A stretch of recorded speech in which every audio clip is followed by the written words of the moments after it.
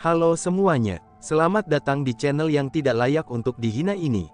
Sebelum kita mulai, atur posisi santainya, seruput kopinya, dan mari kita berkhayal.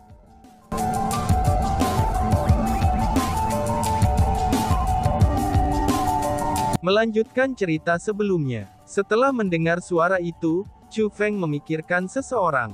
Orang ini seharusnya tidak memiliki hubungan dengan Black Fian. Namun pada saat ini, dia berada di antara pasukan Black Fian. Ini adalah alasan mengapa Chu Feng sangat terkejut. Adapun orang ini, dia adalah pangeran keempat klan Beitang, Beitang Zimo. Meskipun dia telah menyembunyikan penampilan dan auranya, tapi Chu Feng tidak akan bisa tertipu dengan suaranya. Chu Feng yakin bahwa ini adalah suara Beitang Zimo.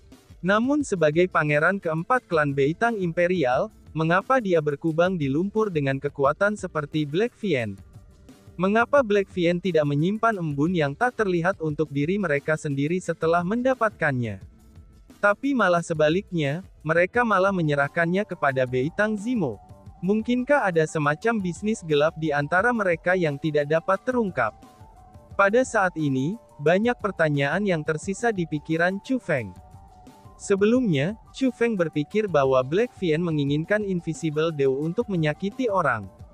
Lagi pula, mereka adalah orang jahat yang melakukan segala jenis kejahatan sejak awal. Namun sekarang Chu Feng telah menemukan bahwa, masalah ini jauh lebih rumit daripada yang dia perkirakan. Karena bagaimanapun, Beitang Zimo adalah individu yang terkenal. Akan baik-baik saja jika dia menjadi musuh dengan Black Fian. Namun tidak peduli apa, dia tidak harus berkubang di lumpur dengan Black Fian. Tidak buruk. Untuk bersedia menyerahkan embun yang tak terlihat, tampaknya kamu memiliki beberapa pengertian. Namun beberapa hari yang lalu, aku mengirim orang ke keluarga Luo kamu. Tetapi kemudian, aku kehilangan semua kontak dengan mereka. Kemungkinannya, mereka dibunuh oleh keluarga Luo kamu. Karena kalian semua telah menyerahkan embun yang tak terlihat, aku seharusnya membiarkan kalian semua dengan ini. Namun karena kamu telah membunuh orang-orang aku tidak bisa tidak membalas mereka. Teman-teman, hilangkan keluarga Luo. Tengkorak putih berteriak dengan suara dingin. Bunuh, teriak orang-orang. Tepat setelah suara tengkorak putih berbunyi, orang-orang langsung berteriak bunuh. Itu dapat didengar dari sekitar, dan niat membunuh yang meluap segera menyapu, dan menutupi seluruh keluarga Luo. Pada saat ini, orang-orang dari keluarga Luo sangat gugup. Alasan untuk itu adalah, karena orang-orang dari Black Fian bukanlah individu yang biasa-biasa saja. Setelah teriakan mereka, banyak dari mereka mengungkapkan senjata mereka, dan melepaskan keterampilan bela diri untuk secara fatal menyerang orang-orang dari keluarga Luo. Penindasan tanpa batas tersapu keluar. Bagi banyak orang di keluarga Luo, sebelum mereka diserang, kulit mereka sudah menjadi pucat pasi. Itu seolah-olah mereka sudah terluka parah. Dengan kakek Goudan di sini, aku akan melihat, siapa yang berani melenyapkan keluarga Luo. Ucap Goudan R. Tepat pada saat keluarga Luo merasa bahwa mereka ditakdirkan untuk mati, Goudan R yang berdiri di samping Luo Huan tiba-tiba saja berteriak dengan dingin. Kemudian, dia melompat maju dan berdiri di udara. Goudan R adalah seorang anak bocah. Jadi, tubuhnya sangat kecil dan mungil. Namun ketika dia melayang ke udara, tubuhnya tiba-tiba berubah. Pakaiannya mulai robek, dan seolah-olah tubuhnya meledak. Namun dia jelas-jelas tidak meledak. Sebagai gantinya, dari yang ayalnya seorang anak kecil, ia pun telah berubah menjadi monster ganas. Tingginya menjulang beberapa ratus meter. Saat dia berdiri di udara, dia tampak seperti awan hitam yang luas. Anggota tubuhnya yang dibentuk dengan zat mirip pohon-pohon itu menutupi seluruh langit, dan kemudian bergerak ke kiri dan ke kanan. Dengan setiap sentakan anggota tubuhnya, kekuatan yang tak terbatas akan berubah menjadi pisau tajam yang membelah langit dan bumi, dan bahkan membunuh semua yang ada di jalurnya. Tidak hanya Goudan R yang secara instan memblokir semua serangan dari Black Fian, tapi dia juga membantai semua orang yang melepaskan serangan ke keluarga Luo. Dia begitu kuat, sehingga dia bisa dikatakan sebagai makhluk surgawi. Oh surga, monster macam apa itu? Seru orang-orang. Ketika mereka melihat ke arah Golden Air yang membantai segala sesuatu di udara, jangankan orang-orang dari Black Vien, bahkan orang-orang dari keluarga Luo juga sangat ketakutan. Karena bagaimanapun, Golden Air adalah zat beracun. Bukan hanya wujudnya yang seperti monster besar, tapi auranya yang menakutkan itu mampu menyebabkan seseorang merasakan darah mereka menjadi dingin. Dia jauh lebih menakutkan daripada binatang buas. Selain itu, Golden Air juga sangat kejam. Semua yang diserang olehnya, itu akhirnya mati dengan mengerikan tanpa menyisakan mayat. Jadi sebenarnya, ada setengah kaisar bela diri di belakang kalian semua. Tidak heran jika kalian semua berani membunuh orang-orangku. Namun, bahkan jika kamu memiliki dukungan seekor monster, keluarga Luo kamu masih akan dihilangkan. Pada saat ini, tengkorak hitam dan putih adalah yang pertama bereaksi. Setelah mereka melihat melalui kekuatan Golden Air, mereka berdua secara alami tidak akan berdiri di sana, dan membiarkan Golden Air untuk membunuh bawahan mereka dengan sukarela. Keduanya bertindak bersama-sama, dan kemudian mengepung Golden Air. Segera, kedua tengkorak hitam dan putih mengeluarkan persenjataan kekaisaran yang tidak lengkap. Meskipun mereka adalah salinan, tapi mereka sangat kuat. Selain itu, keduanya harus dibudidayakan dalam teknik misterius terlarang. Dengan mereka berdua bekerja bersama, kekuatan mereka juga meningkat. Benar saja, tengkorak hitam dan putih ini sangat kuat. Tapi sayangnya, tidak peduli seberapa kuat mereka tidak dapat mengalahkan Golden Air. Yang bisa mereka lakukan hanyalah memerangi Golden Air yang tak terhentikan. Setelah pertarungan, Golden Air tiba-tiba melepaskan serangan balasan. Beberapa tanaman merambat menyapu ke arah tengkorak hitam dan putih dari semua arah seperti naga. Serangan Golden Air ini tampak kebal. Dan bahkan, tengkorak hitam dan putih itu seperti kura-kura yang terperangkap dalam toples. Keduanya terjebak di dalam tanaman merambat. Dalam sekejap mata, mereka berdua beralih dari menekan menjadi ditekan. Selain bertahan, maka tidak ada yang bisa mereka lakukan. Ketika mereka melihat Golden Air terkunci dalam pertempuran melawan tengkorak hitam dan putih, banyak orang dari keluarga Luo berhasil bereaksi. Mereka merasa bahwa Golden Air tidak datang untuk melukai keluarga Luo mereka. Namun sebaliknya, dia datang untuk membantu mereka. Kalau tidak, dia tidak akan membunuh orang-orang dari Black Vien. Tiba-tiba saja, hampir semua orang dari keluarga Luo berharap bahwa monster di langit akan mampu mengalahkan tengkorak hitam dan putih. Karena seperti itu, keluarga Luo mereka akan diselamatkan. Dan bahkan, Golden Air memenuhi harapan mereka. Setelah ditindas dengan panik oleh Golden Air, tengkorak hitam dan putih tidak dapat terus bertahan lagi. Mereka pun hampir dikalahkan oleh Golden Air. Tuan-tuan, apakah kalian berdua benar-benar tidak akan menyelamatkan kita? Namun, tepat pada saat mereka akan dikalahkan, tengkorak hitam tiba-tiba saja berteriak. Tengkorak hitam dan putih, kalian berdua hanya memiliki sedikit kekuatan ini, namun kamu masih ingin bergabung dengan barisan kami. Balas seseorang. Sesaat setelah kata-kata tengkorak hitam meninggalkan mulutnya, tawa yang dipenuhi ejekan tiba-tiba terdengar di langit. Setelah tawa itu terdengar, sinar cahaya keemasan tiba-tiba muncul entah dari mana, dan kemudian menyerang Golden Air. Kecepatan sinar keemasan itu terlalu cepat. Golden Air tidak bisa mengelak pada waktunya. Dan, boom! Tidak hanya sinar keemasan itu menghantam tubuh Golden Air, tapi itu juga meledak saat tumbukan, dan menghancurkan Golden Air menjadi berkeping-keping. Golden Air! Teriak Chu Feng. Melihat adegan ini, ekspresi Chu Feng segera berubah. Alasan untuk itu adalah, karena serangan sebelumnya pastinya berakibat fatal. Namun hal yang mengejutkan Chu Feng adalah, setelah potongan-potongan tubuh Golden Air mendarat di tanah, sepotong tubuhnya yang hancur bergegas ke lokasi di mana Chu Feng dan Du Wanwu bersembunyi, itu dengan kecepatan yang sangat cepat seperti petir. Setelah potongan tubuh yang hancur mencapai Chu Feng dan Du Wanwu, lalu dengan cepat berubah menjadi penampilan Golden Air. Meskipun auranya sangat lemah, tapi itu memang Golden Air. Gou dan apakah kamu baik-baik saja? Tanya Chu Feng. Chu Feng dan Du Wanwu sangat senang melihat bahwa Gou dan baik-baik saja. Awalnya, keduanya berpikir bahwa Gou dan telah meninggal. Oh dewa, ini buruk. Ada kaisar marsial. Kita harus segera melarikan diri.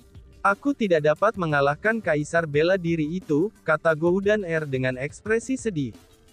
Meskipun dia berhasil tetap hidup, tapi dia terluka parah dan tidak bisa melanjutkan pertempuran. Aku tahu itu. Ini bukan hanya kaisar bela diri, tapi ada dua kaisar bela diri, ucap Chu Feng. Saat Chu Feng berbicara, dia mengalihkan pandangannya keluar lagi, yaitu ke tempat sinar cahaya emas telah ditembakkan dari langit. Tepat pada saat ini, sebuah penindasan yang kuat dan tak terbatas pun datang dari langit, dan dengan segera menutupi seluruh keluarga Luo.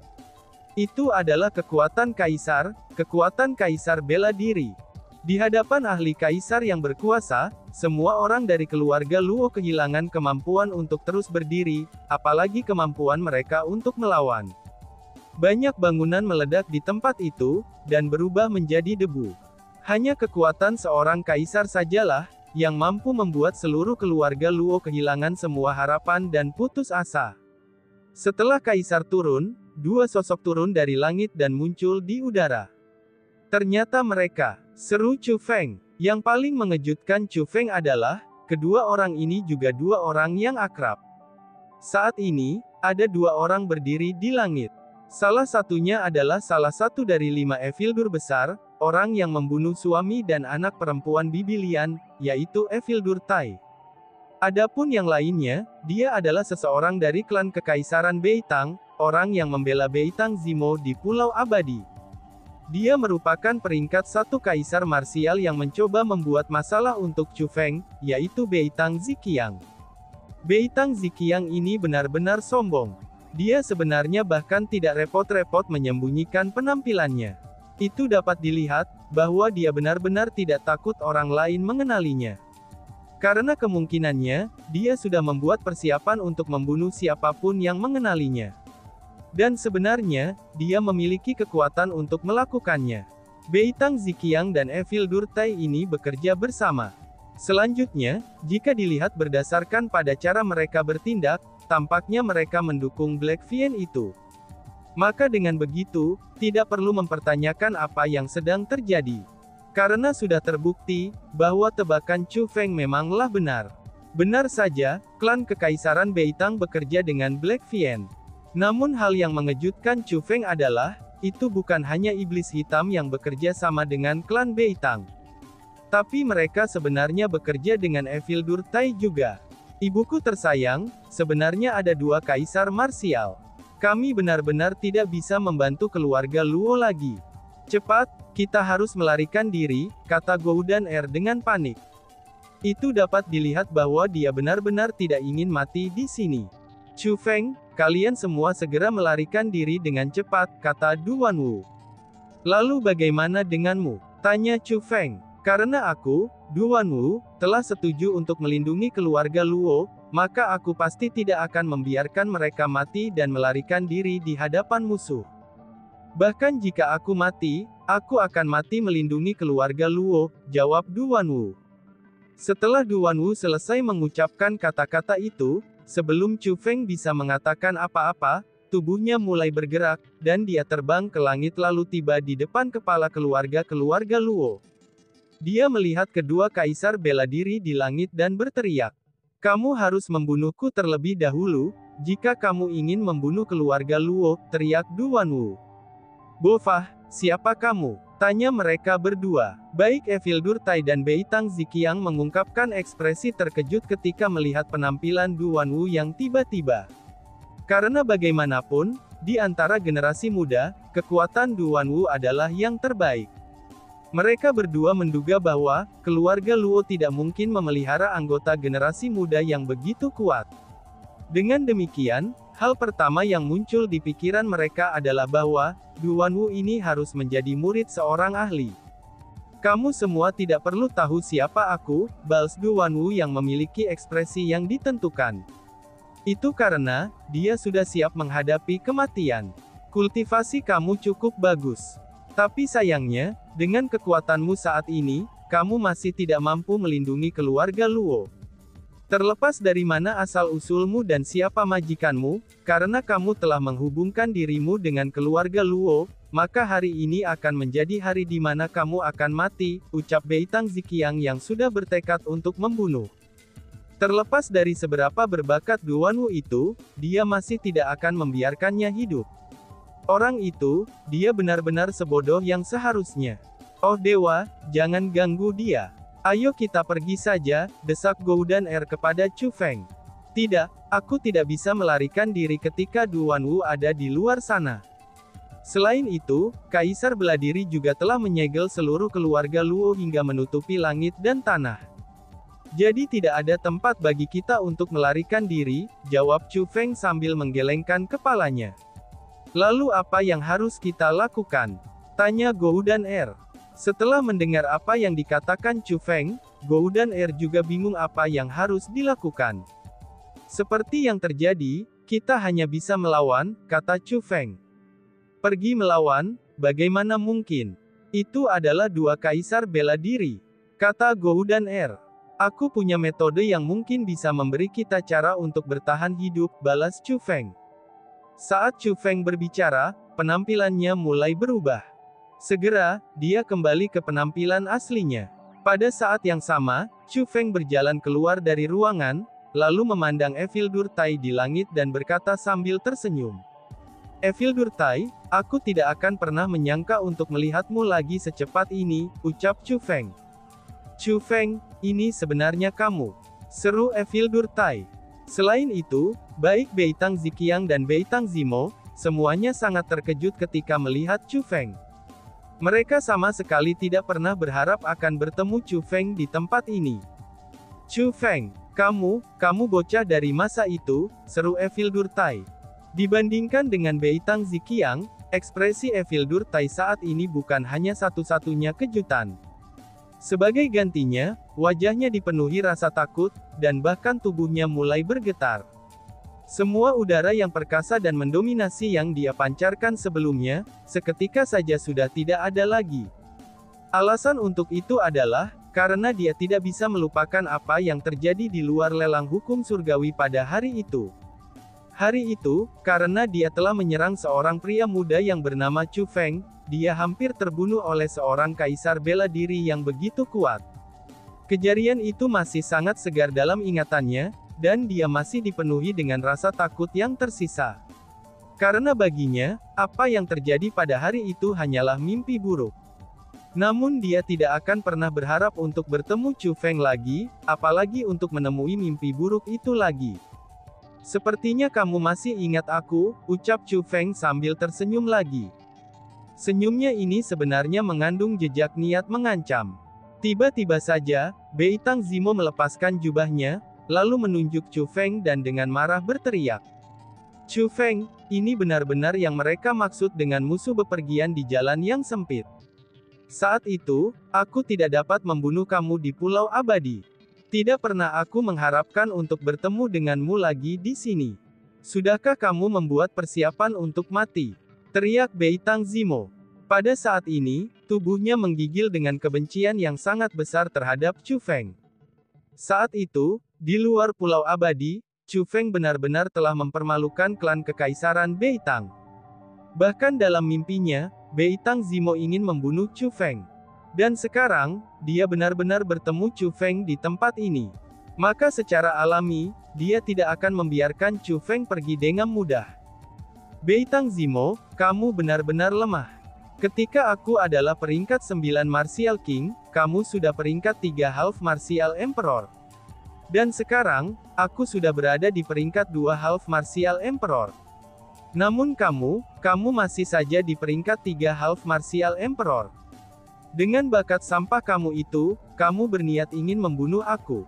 Chu Feng pun mencibir. Selain itu, dia tampak sangat tenang dan tenang. Tidak hanya itu saja, ia juga memiliki sikap yang sama sekali tidak menempatkan Beitang Zimo di matanya. Kamu benar-benar seseorang yang tidak akan menangis sampai kamu melihat peti matimu. Jika aku ingin membunuhmu, Itu akan semudah menghancurkan semut sampai mati, balas Beitang Zimo. Saat Beitang Zimo berbicara, dia tiba-tiba saja menyerangnya. Dia berubah menjadi sinar cahaya, dan tiba di depan Chu Feng. Pada saat yang sama, dia melambaikan tangannya yang mulai memancarkan cahaya keemasan, dan melepaskannya ke kepala Chu Feng. Dia berencana untuk menggunakan tinjunya untuk menghancurkan kepala Chu Feng. Dan tampaknya, Beitang Zimo benar-benar merasa sangat membenci Chu Feng. Hanya dengan menghancurkan kepala Chu Feng dengan tinjunya sendiri, barulah dia bisa menghilangkan kebencian di hatinya. Bas-bas. Namun tepat saat tinju Beitang Zimo hendak menyerang Chu Feng, mata Chu Feng tiba-tiba bersinar dengan kilat. Armor guntur miliknya segera muncul. Kultivasi Chu Feng meningkat dari peringkat 2 Half Martial Emperor, itu ke peringkat 3 Half Martial Emperor. Pada saat yang sama, ia pun mengulurkan telapak tangannya, dan dengan kuat menangkap tinju Beitang Zimo yang menyerangnya. Ternyata kamu bahkan tidak memiliki kekuatan untuk menghancurkan semut sampai mati. Hahaha, klan Kekaisaran Beitang benar-benar menyia-nyiakan semua sumber daya yang mereka tempatkan pada kamu, cibir Chu Feng lagi. Setelah Chu Feng memblokir serangan Beitang Zimo, dia tertawa dan mengejek.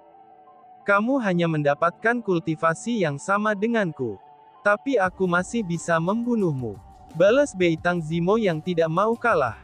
Dengan segera, karakter imperial yang keemasan dan mempesona muncul di dahinya. Setelah itu, darah seluruh tubuhnya mulai melonjak, dan kekuatan bertarungnya mulai meningkat dengan cepat.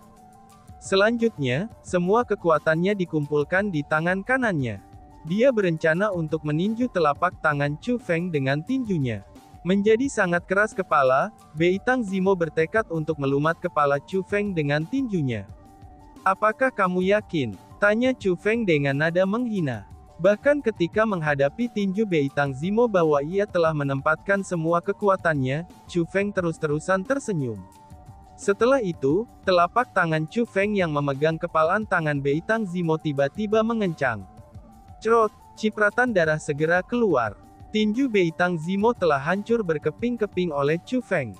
Dan tiba-tiba saja bersambung. Sekian dan terima kasih banyak. Bye-bye.